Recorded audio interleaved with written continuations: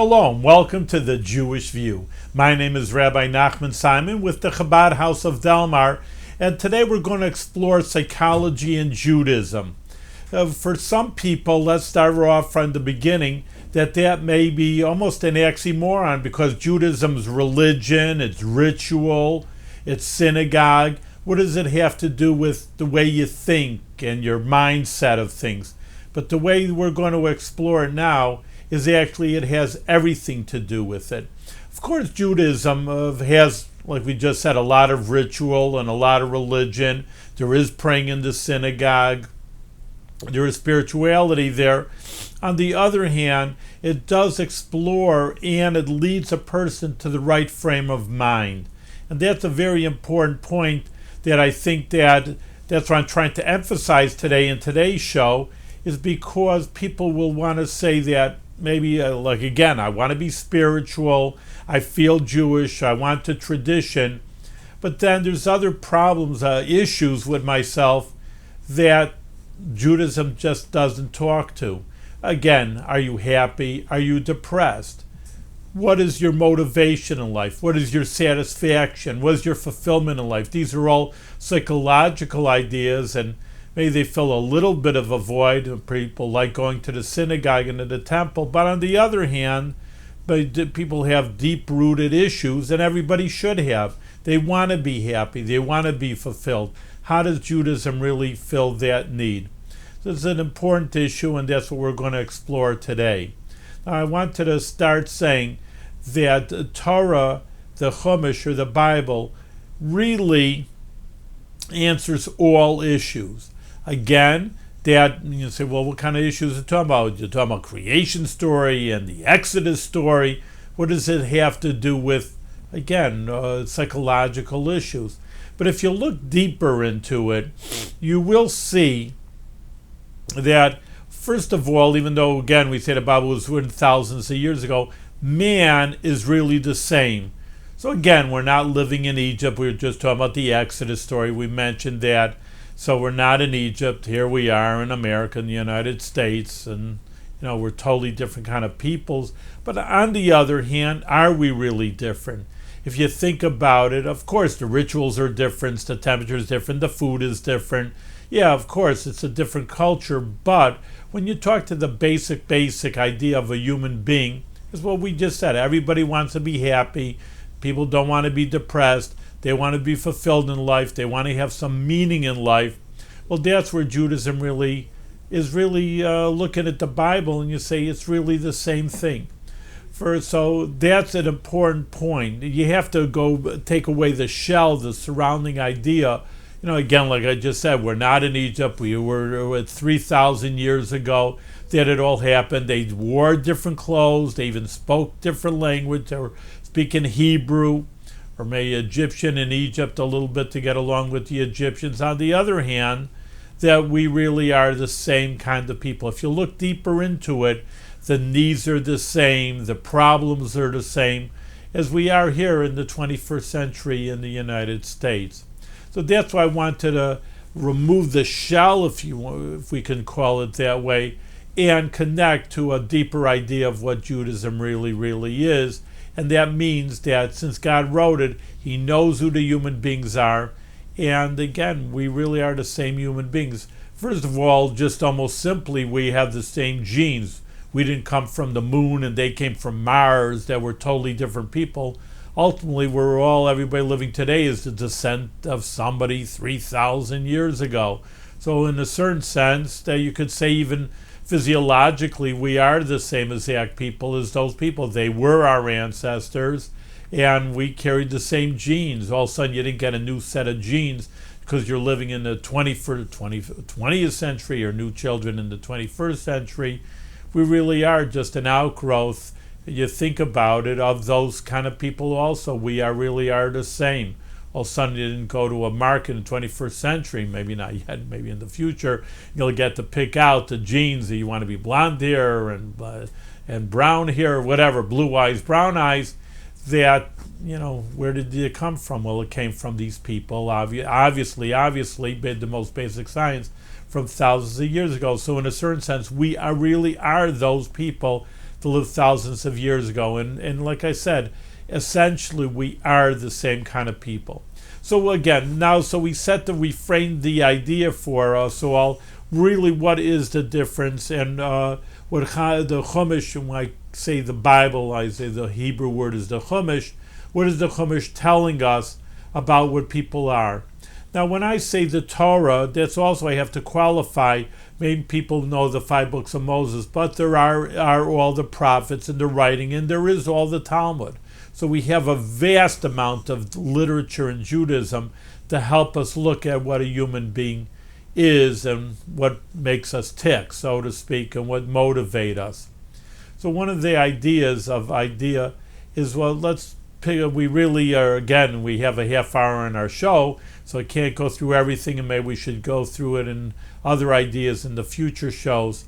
But let's take the Egypt story, because that's so basic, because Passover, which we relate to the Exodus story, is the most celebrated of any holiday for the Jewish people. So it's a good place to cue in, because I would figure that most people have an idea of, well, the Jewish people were in Egypt, you know what I'm talking about, and they had the plagues were on Pharaoh, and the Jewish people had the Exodus, and they were released. So most people know that story, and that's why I'm cueing in on that story. Now, even in political situations, and again, America maybe was unique of a democracy, and things do change, but essentially it's very interesting. You had Pharaoh, who was a dictator.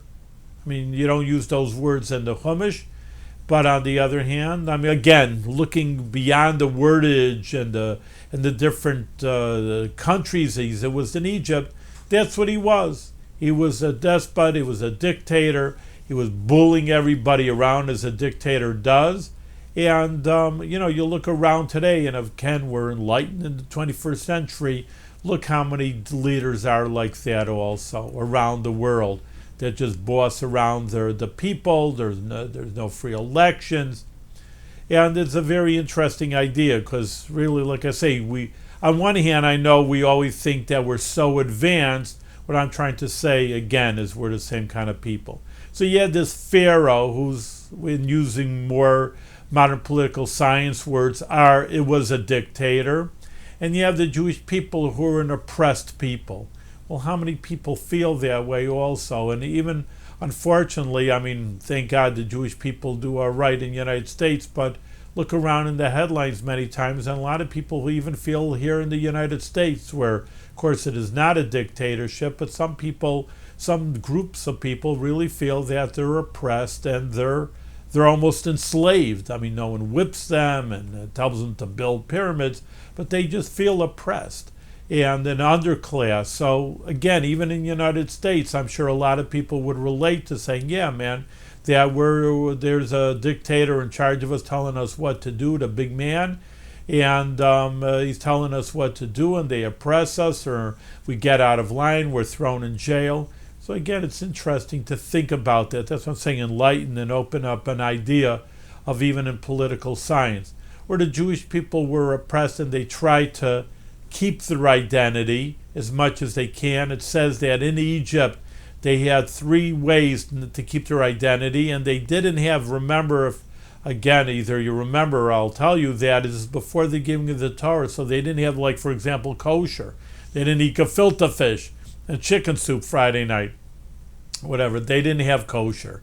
So they didn't have many of the mitzvos, the commandments, but 3 things they did have. They didn't change their name, which kept their Jewish identity. They didn't change their language, which also, you're saying the same language.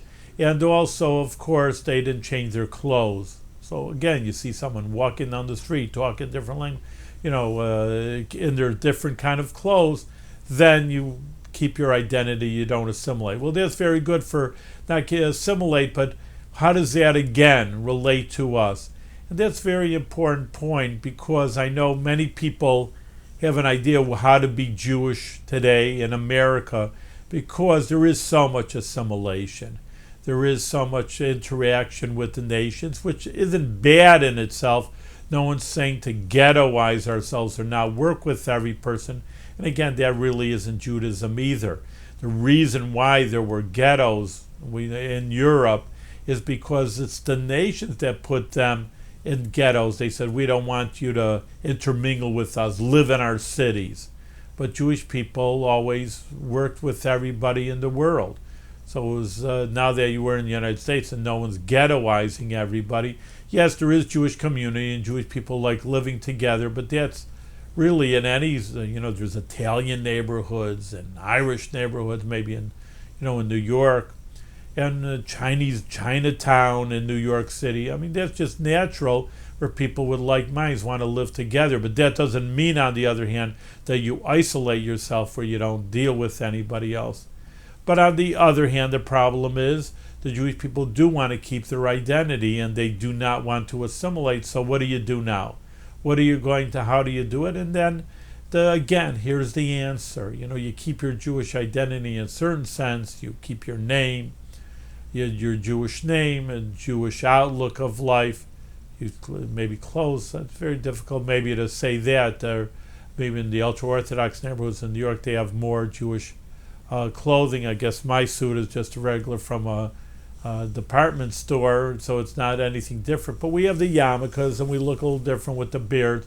So at least you keep your identity. So that's one answer right away of how, and it's a big issue in the Jewish community, how we're going to keep the identity of the Jewish people, and we're going to perpetuate what's the future of the Jewish community going to be. So here's an answer.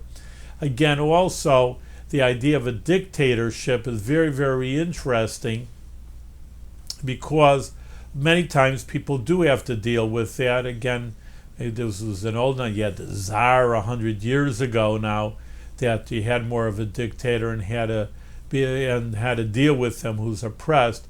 But in any case, the Jewish people, how to deal with all types throughout the world. Very interesting. Again, these are issues that I'm bringing up to the viewers here, that I know people come to me and ask me questions all the time. So in a way, just not only addressing to them or the classes we hold, I think, well, that's an interesting issue. And if they have the question, maybe other people have the question, because we're not interactive here on television.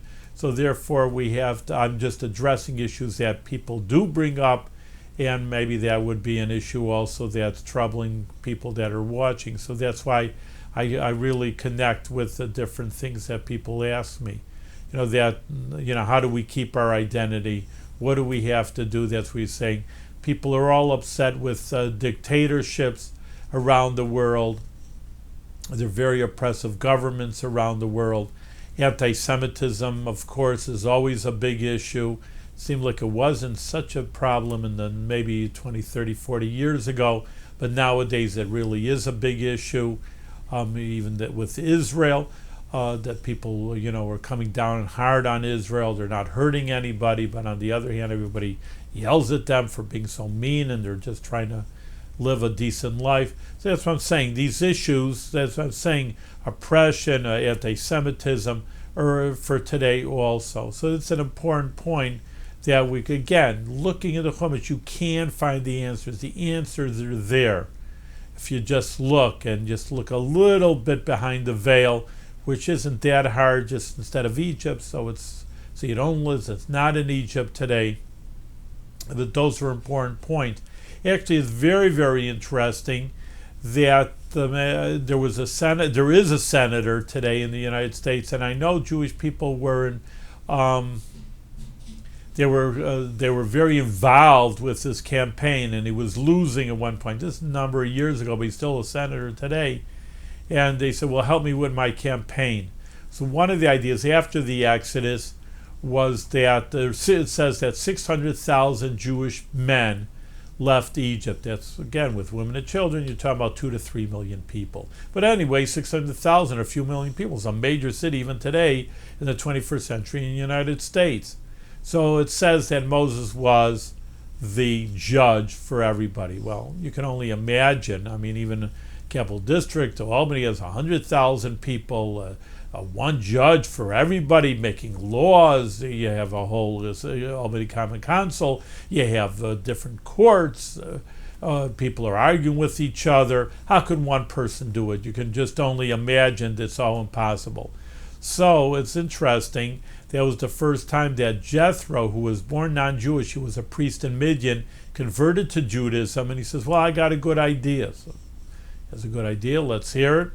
So he said that you have more like on a city block, leaders of 10, meaning it's more like a block manager, people of 50, people of hundreds. And then you just take the hardest cases, which again is very interesting because that really is our court system.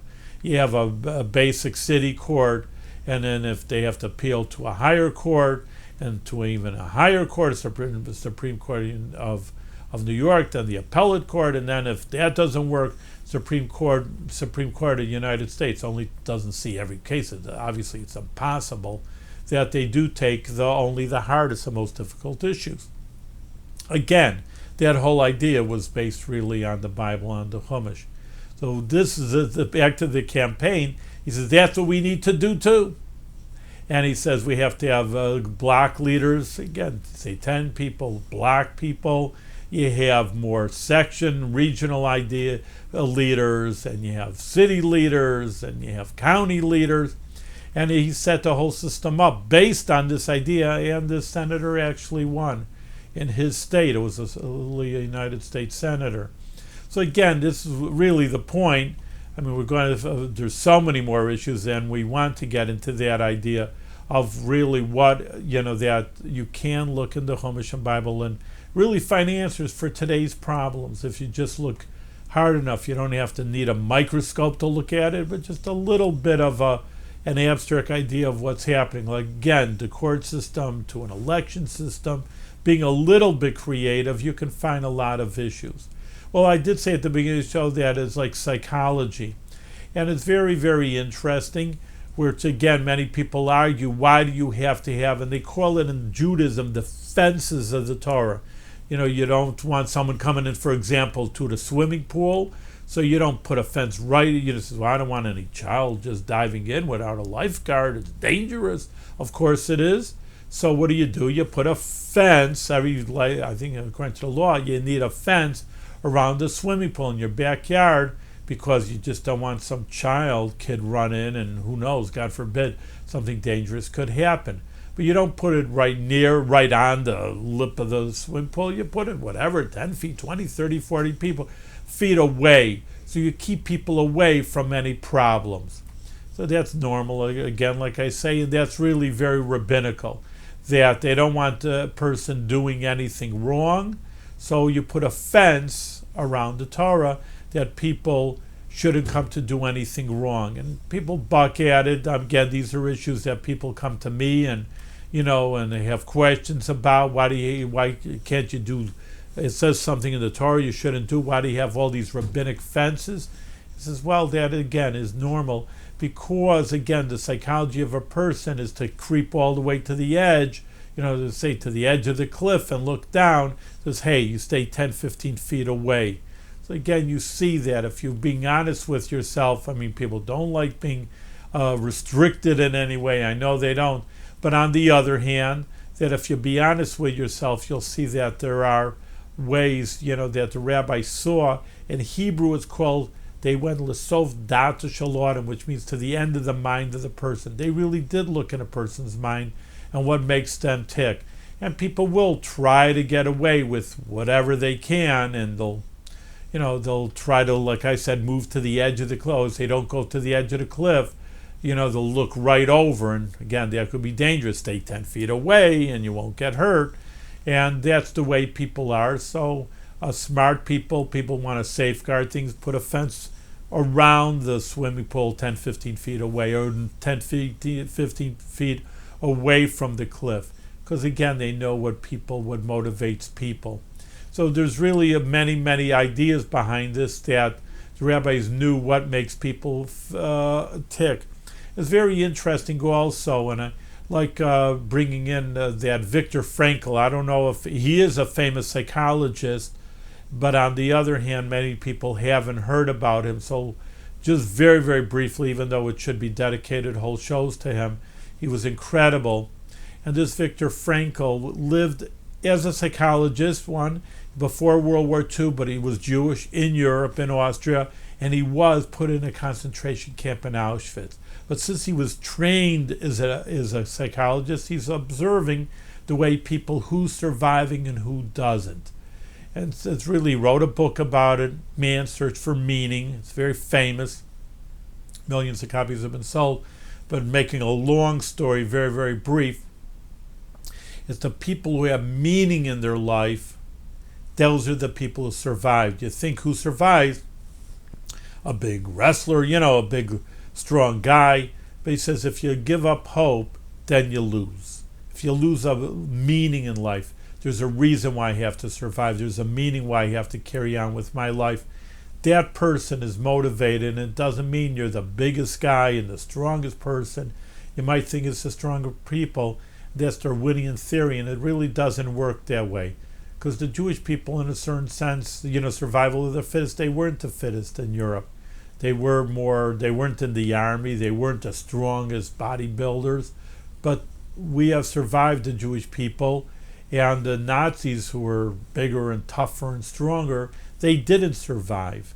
And you can go back in history like that also. Greece ruled the world. That's the Hanukkah story. Rome ruled the world. Where's the Greeks today? Where's the Romans today? And the Jewish people are thriving again because there's a higher power and there's a deeper meaning for why they are surviving. So that's really very, very important. I can't overemphasize this because as a rabbi, as a clergyman, people have problems. And really, on one hand, we're in the 21st century, we're in the United States, we're so blessed beyond any thousands of years beforehand. We have conveniences. It would take an hour just to tell, which you can look for yourself. You look around yourself, the things that we have today, the conveniences and the medicine, et cetera, which we have even compared to 100, 150 years ago. But what's the problem today? People are sad that there's actually more suicides today than people die in car accidents. That's the biggest shame. I mean, an accident's an accident. Obviously, wear your seatbelt and prevent an accident, but certain things happen and certain things happen. What can you do? But suicide comes from that person. Why are they so depressed? Why are they so sad that they feel that they have to end their life? So I think that's what I'm saying. This is super important. I mean, it's important to wear a seatbelt and to make cars safer. Fine, that's beautiful. But on the other hand, what about people's psychology? What about their idea? And that's where Judaism can step in. And I'm not only talking about Jewish people and non-Jewish people. Again, that's what Viktor Frankl, who the Lubavitch Rebbe really loved. He wasn't any rabbi. He wasn't that religious. On the other hand, he came up with this incredible idea that a person has to have meaning. They have to search for something deeper in their lives. And that really carries them on. And that's what I really think. I truly believe that that's an important issue in the United States. And even if they don't commit suicide, how many people are on drugs and how many people are alcoholics? These are terrible, you say diseases. I mean, they're not physical diseases, but again, psychological diseases. And that's where Torah can help. That's where Judaism can say, you have meaning. It's just not playing on your computer games. That's not meaning. You get depressed. There's nothing to it. A human being is fit and wired to have some purpose and fulfillment in the life. And just to enjoy yourself is not going to do it for any human being. So this is also very, very important. Judaism said there's a God in the world. That you have to bring God into this world. You're a godly person. You have a meaning. There is divine providence in the world. You're here not by accident, no matter what, he's saying. It may be an accident that you were conceived, but there truly isn't an accident. God controls the world, and there's a purpose for you in the world. Exactly what that is, I cannot. Obviously, there are thousands of viewers, and I cannot just pick out exactly what a person's mission is. Actually, you have to find some important idea. And that really was very, very important. Viktor Frankl, just a few examples in the last few minutes. He says one person it was an accident, he didn't explain it, not that important anyway, their arms and their legs. So that's somebody to be super depressed. And he said no. He says he interviewed him. He says, I'm happier now than ever. Well, how can you be happy without arms and legs? That's incredible. He says, no, but I have meaning because I'm teaching people, I'm talking to people how important life is, and I really feel good about myself.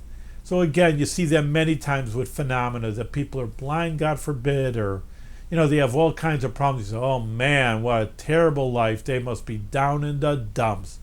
And it's really on the contrary. Sometimes people say, well, they're very happy. They have such, again, meaning, fulfillment in life, and that's really the key to everything. It's not just how much physical pleasure I could see, I could dance, I could jump around. I actually have something inward inside of my heart that's really has certain meaning for it. And I think this is really, and I truly believe that people, say, well, Rabbi, what are you doing for the people? All right, I'm not coming up with a better computer, and I'm not helping to fight a disease. I'm not a doctor. I'm a doctor of divinity, but not a medical doctor, of course. So what's your purpose? I says, well, my purpose is more important in a certain sense, because, like I said, people are depressed right and left, and people, again, on all kinds of medication, legal, illegal medication. They're depressed for something or another, and they want us the blessings that come out of fulfilling a Jewish life and a Torah and the mitzvahs life, Torah and its commandments, is really something that even if a person does have, there are real issues. People have medical problems, and they're poor. It doesn't mean automatically they'll be poor, but they're going to be rich because they do mitzvahs, but they're going to feel happy and fulfilled if they have some deep meaning in your life. So again, just to review, I think this is an important point. Judaism is not just ritual, stand up, sit down, go here, go there, eat a matzah on Passover, and that people feel that it's just dry. But trying to give an inner dimension to Judaism that I think is super important for not only for Jewish people, for non-Jewish people, that there's deeper meanings in these mitzvahs, there's deeper meanings in life, and a person maybe has to dig a little bit, maybe a lot of bit, not just a little bit, but to find themselves, look into themselves, who they are, what they can help the world with, and their families and themselves. Really automatically helping other people will help themselves also, that they'll be the best fulfillment of anything in their world. And that's important psychology that Judaism can help every other person. Thank you very much for tuning in.